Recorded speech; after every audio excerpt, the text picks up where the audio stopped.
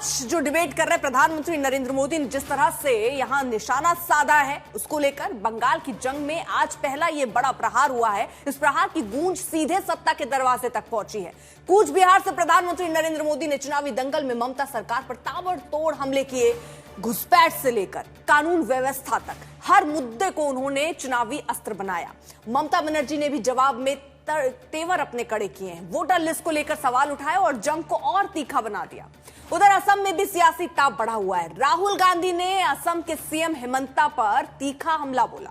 जवाब में शर्मा ने अपने अंदाज में शक्ति प्रदर्शन किया। वहीं ओवैसी के उतरने से मुकाबला और रोमांचक हो रहा है। ऐसे में ममता बनर्जी चौथी बार सत्ता पर कब्जा कर पाएंगी या नहीं? बीजेपी बंगाल में पहली बार सत्ता की कुर्सी पर बैठ पाएंगे या नहीं? असम में बीजेपी हैट्रिक लगाने के लिए पूरी ताकत हालांकि झोंक रही है, जबकि कांग्रेस 10 साल पहले छीनी सत्ता को वापस चाहती है। ऐसे में सवालों की लिस्ट बहुत लंबी है, उसकी शुरुआत कर देते हैं बिना देर किए। हमारे साथ खास मेहमान जो इस वक्त जुड़ चुके हैं, जल्दी से तारुफ आपका करा दें। रोहन गुप्ता, प्रवक्ता बीजेपी के, स्वयं प्रकाश पुरोहित, प्रवक्ता टीएमसी के, सुरेंद्र राजपूत, प्रवक्ता कांग्रेस पार्टी के, प्रोफेसर संगीत रागी इस वक्त हमारे साथ है, राजनीतिक विश्लेषक। लेकिन सबसे पहले स्वयं प्रकाश पुरोहित, प्रधानमंत्री नरेंद्र मोदी ने शुरुआत कर दी और ये कह रहे हैं कि इस बार तो परिवर्तन होगा। नहीं, ठीक है, परिवर्तन दिल्ली में भी होने वाला है, बहुत जल्दी होने वाला है, 2026 में ही होगा। प्रधानमंत्री जी आने वाले 6 महीनों में प्रधानमंत्री रहेंगे कि नहीं, ये देश की जनता निर्धारित करेगी। ये जो चुनाव हो रहा है, 5 राज्यों में चुनाव है, ये जो मैंडेट आएगा इससे घबराए हुए हैं। पश्चिम बंगाल में आकर के वो बात कर रहे हैं वुमेन रिजर्वेशन बिल की। वुमेन रिजर्वेशन बिल 2013 के अंदर में पार्लियामेंट में रखा गया और अभी तक वो उसको काम मतलब आप योजना को लागू नहीं कर पाए हैं। आप मुझे बताइए, भारतीय जनता पार्टी या अन्य राजनीतिक पार्टियों का कितना रिप्रेजेंटेशन है महिलाओं का?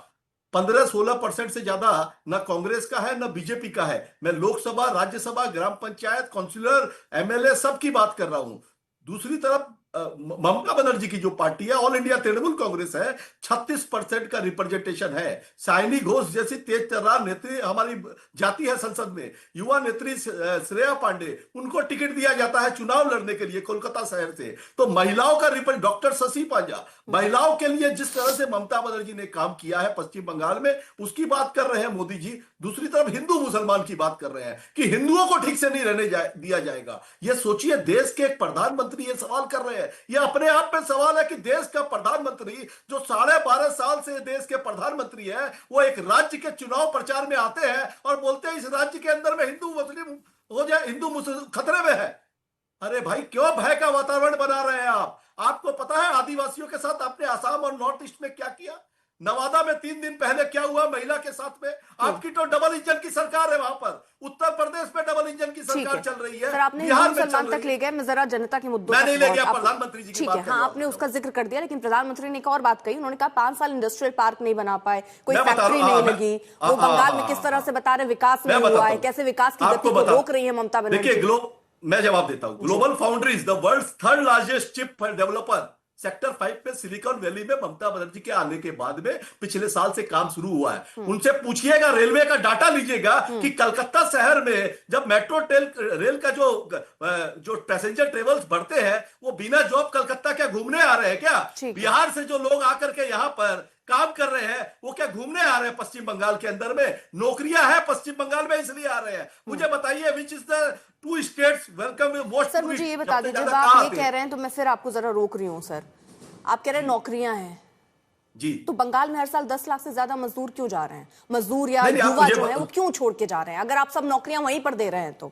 और अगर आप इतनी इंडस्ट्रियल जिस तरह आप गिना रहे हैं सर, अगर ऐसे ही होता तो औद्योगिक गलियारा बन गया होता, कोलकाता मेट्रो और अर्बन में कनेक्टिविटी बन गई होती, बाढ़ नियंत्रण जिसको लेकर आप कहते रहते हैं, शिक्षा भर्ती, बहुत सारे ऐसे फील्ड है जिसमें काम लटका हुआ है सर, उससे आप आंख नहीं बंद कर सकते ना। नहीं, मैं बताता हूँ। मान्यवर, मैं नाम बता रहा हूँ, मान्यवर, बिस्क फर्म, वाउ मोमो, कुचीना, ऐसी एमएसएमई स्मॉल एंटरप्रेन्योर्स बहुत एमएसएमई है सर, वही तो सवाल है। बड़ी इंडस्ट्रीज क्यों नहीं आ रही है? सवाल ये है सर, एमएसएमई तो है, बड़ी इंडस्ट्रीज क्यों नहीं आ रही? कंडक्टर क्या छोटी इंडस्ट्री है क्या?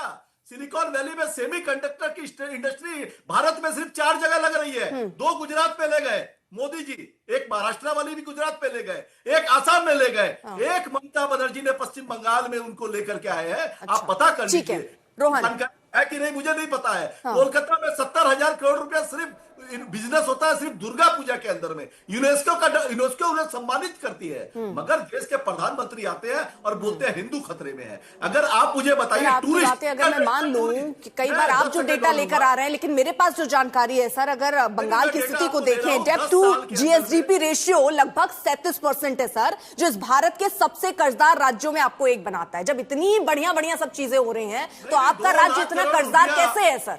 मैं बताता हूँ, देश का कर्ज 400 गुना बढ़ा है, 400% देश का कर्ज बना है मोदी सरकार के अंदर में। आप पता करिए। अरे आप तो ये कह रहे हैं ना कि मोदी कुछ कर नहीं पाते हैं, सब कुछ ममता बनर्जी कर पाती हैं, तो आप अपने राज्य को क्यों नहीं सुधार पाए? क्यों कर्ज आपने घटाया नहीं? ये बड़ा सवाल है। ठीक है सर, प्रधानमंत्री नरेंद्र मोदी नहीं देते हैं, उसकी बात आप नहीं करेंगे, सवाल ममता नहीं सर, बंगाल पे बात कर रहे हैं इसलिए उस पर बात कर रहे हैं, डेटा के साथ बात कर रहे हैं।